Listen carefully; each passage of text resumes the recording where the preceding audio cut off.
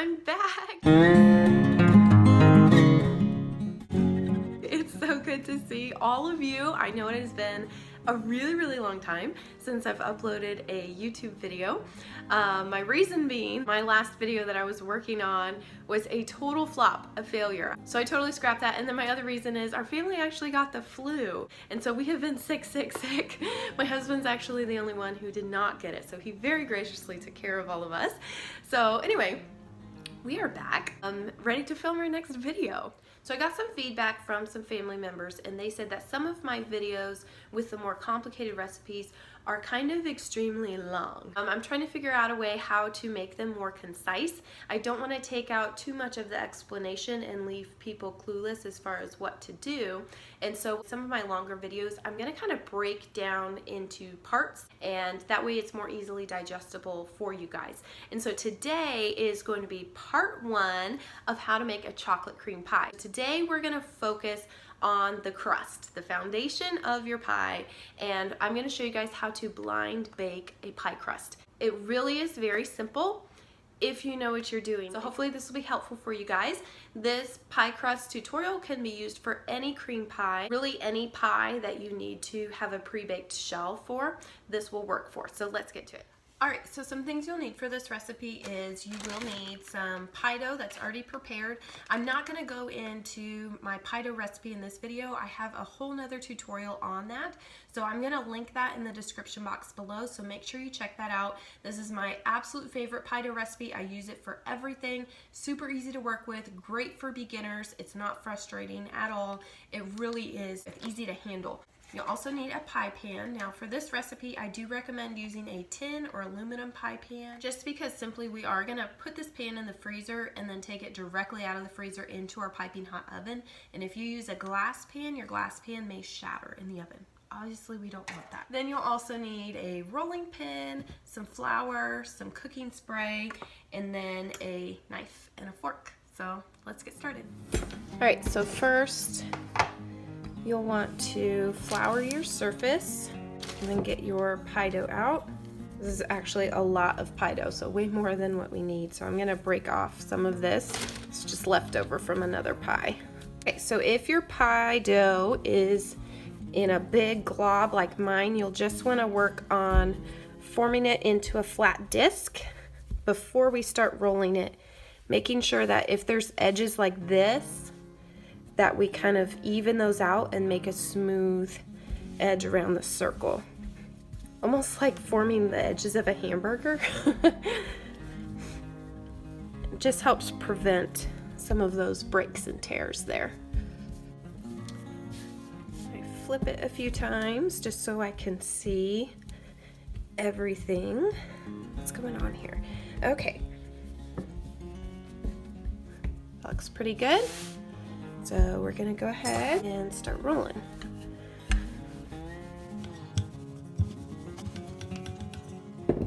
Now this is, like I said, this is secondhand dough that I used for another pie.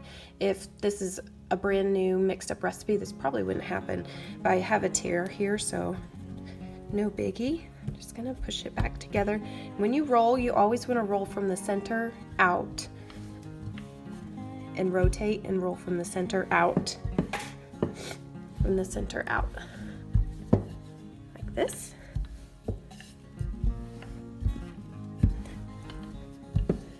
The reason for that is you never want to push dough all the way from one end to the other. It's just, it stretches the dough and stresses it unnecessarily. So you just want to kind of work from the center, and you're just gradually working on stretching it bigger and bigger from the center out.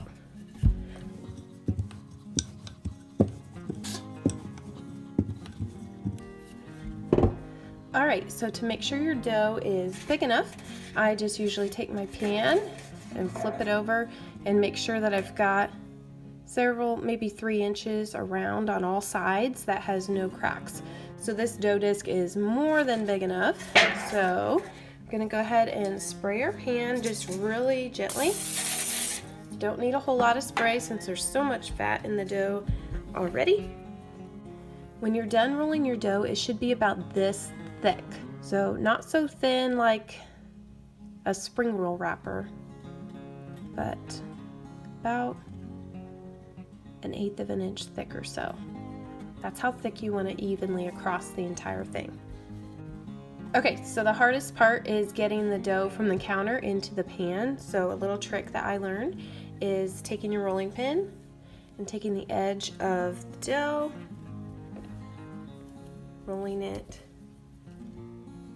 around, and then just rolling it onto your rolling pin like that, placing your pan, and then you literally roll it right back into the pan, and look at that. All right, so here's our dough. We're gonna help press it into the corners by lifting the edge and letting it naturally fall down into the pan. We don't wanna just push it down because you might create a hole there. Just lifting the edge, kind of helping it ease its way down into the corners of the pan there. Okay. All right, so here's where we're gonna take just a regular knife and you're gonna cut along the edges.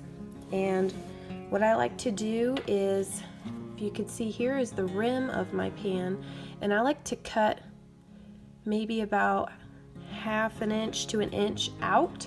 And how I measure that is I'm gonna stick my fingers underneath the pan like this, and then I'm gonna use my fingers as a guide, and I'm gonna feel where this first knuckle is on my pointer finger, and this is where I'm gonna cut. My fingers are gonna kind of act as a natural ruler as I go all the way around the edge of the pan. So I'm gonna cut right about here on each section.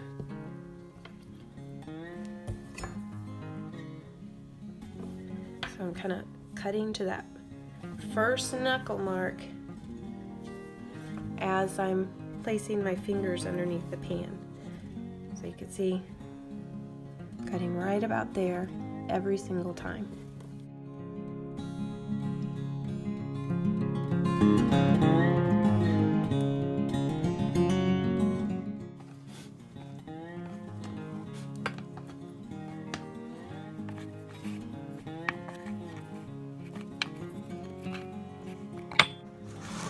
Okay, so now we have these edges here that are flopping over, and so we are gonna fold everything underneath our raw edges, and now we have this nice folded piece of our pie dough here.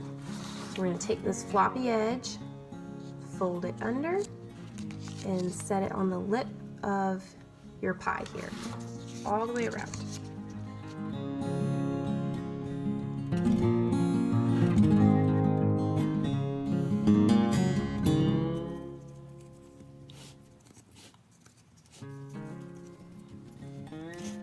Okay, so everything's folded under here. We have our nice edge. So now you just crimp your pie. So what I like to do is use my fingers. And so you're gonna take your right hand, I'm right-handed, so you could translate this opposite if you're left-handed. I'm not sure how to do that. But you're gonna be using these 3 fingers right here. So you're gonna push with your right index finger and push it into your left thumb, and you're kind of creating this V right here. Okay, so that's what we just did.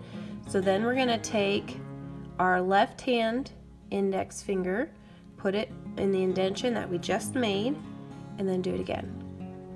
Okay, like that.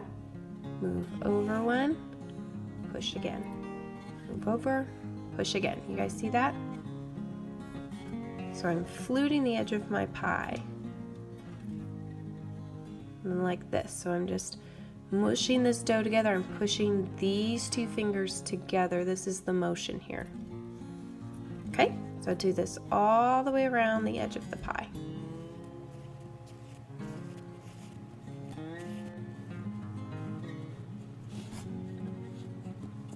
There you go. Okay, and lastly, we're just going to take a fork and poke some holes in here. This is just for extra ventilation, making sure that as the dough bakes, it doesn't make this big bubble in the middle that then pops and collapses. So just adding some extra ventilation for the dough to bake properly. Just like that. Doesn't have to look pretty because we're gonna put filling on the inside. All right, so here we have it, our prepared pie shell, and we're gonna stick this entire guy in the freezer for 30 minutes. You want this to be frozen solid so that nothing moves. And so go ahead and do that, and then we'll come back and bake it.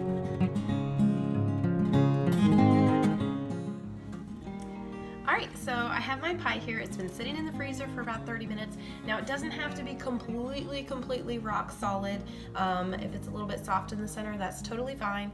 But basically we want these crimped edges to be very frozen and pretty firm so that they don't burn in the oven. So this is here. I have my oven preheating to 375 degrees. And the other materials you will need is some tin foil, and then either some dried rice or dried beans. So I'll show you what we're gonna do with these here in just a second. All right, so one of the difficulties with blind baking a pie shell is if you were to bake it exactly like this, it will not keep this shape.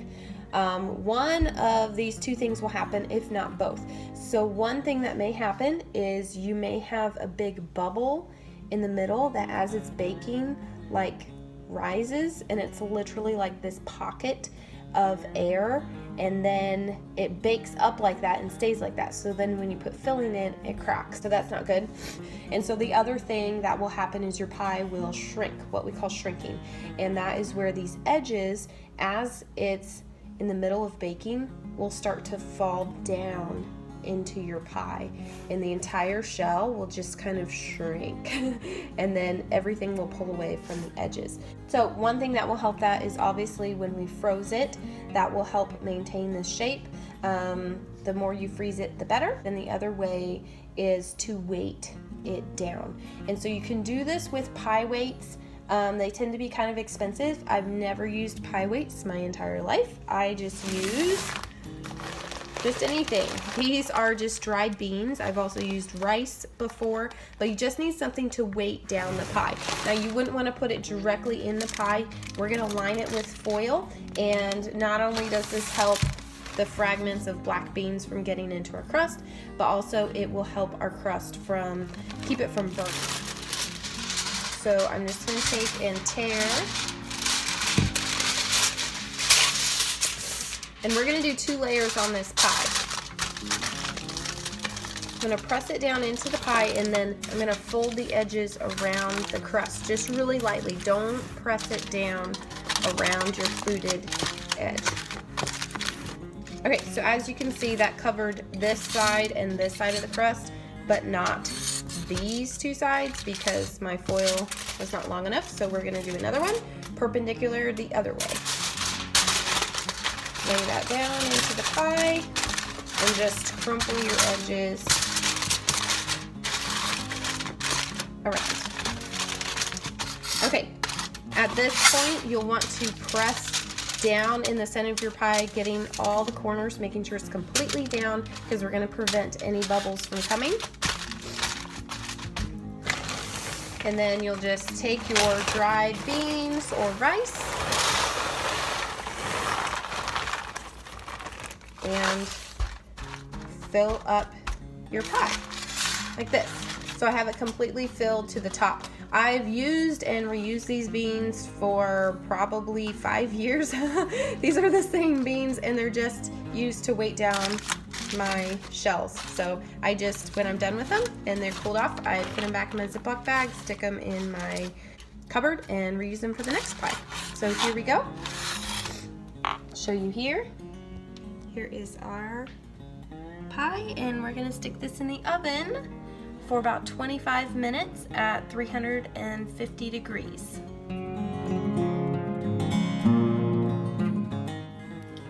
All right, so it has been 25 minutes, so we're gonna check on this pie here, and it's not done yet. We're gonna remove the foil and then brown it the rest of the way here.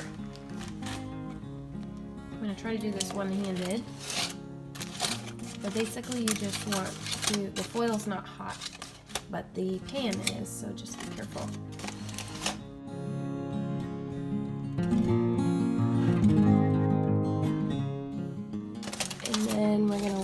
out.